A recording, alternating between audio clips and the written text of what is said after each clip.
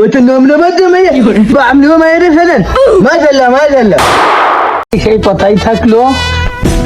হ্যাঁ আচ্ছা ঠিক আছে। আব্বা আসসালামু আলাইকুম। ওয়ালাইকুম আসসালাম। হ্যাঁ বাবা বলো কি হয়েছে? কষে আব্বা আপনার মেয়ে দেখতে কইলে না আমি, আপনার মেয়ে দেওয়া লাগবে না, বুঝতে পেরেছেন? আমার মেয়ে আমি দেখে নিয়েছি। হ্যাঁ আপনি কষ্ট করা লাগবে না আপনার।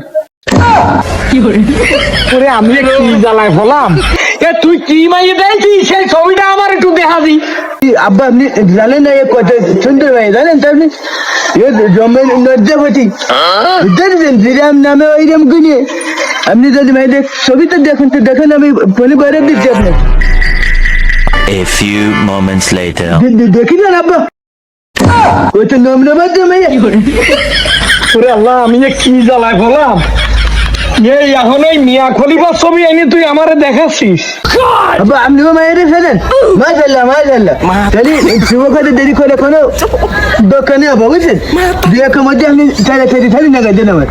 চাচা এনে দাঁড়ায় দাঁড়াইতে তোমাকে দুই বাপ বেটার কথা সবই শুনলাম।